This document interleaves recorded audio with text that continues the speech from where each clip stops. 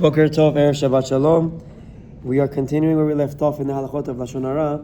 We're discussing different parameters of Toelet, and we spoke about last time performance reviews and a inspector or teacher, obviously as a mashgiach or a teacher, a rabbi, an educator.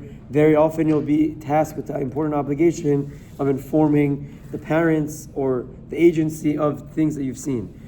Where the next category would be one who is present in a bet din. In order to be safe from the Isur Lashon Hara, the witnesses who are going to relay information to a bet din must make sure to have in mind that they are speaking for Toelet with the proper intention. So again, we understand that the court needs witnesses, needs people who saw what happened to come testify. Oh, I thought testifying is Lashon Hara. In theory, it could be, but this is one of the places where Toelet allows us and enables us. There's a reason why it'll be permitted to speak in a bet din as a judge and testify before them that this is what happened in this scenario.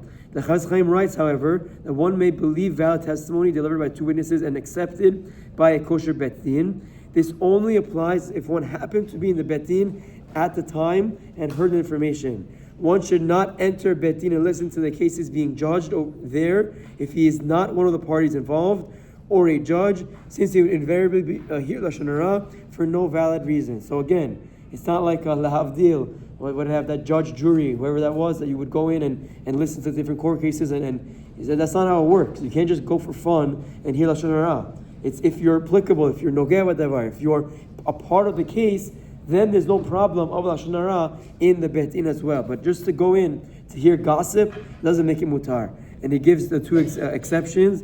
First, if one is employed by the bet din to record the proceedings, it is mutar. Obviously, if you're the scribe or the transcriber, whatever it is, it's okay. And second, if one is studying to be a dayan, a judge, and wants to observe court proceedings to learn from them, if the litigants see that he is present and do not object, one can say that they are mochel and allowed to privy any Lashon Hara he hears. So again, if someone is studying to be a dayan, that also could be an exception. It's a machloket, but you have what to rely on. Beyond that, you shouldn't unnecessarily go and hear what's going on in the bet din. Again, the whole idea is for us to remind ourselves how severe and how sensitive the Torah is with Lashon Hara and to distance ourselves from it. Chazak Baruch and Shabbat Shalom.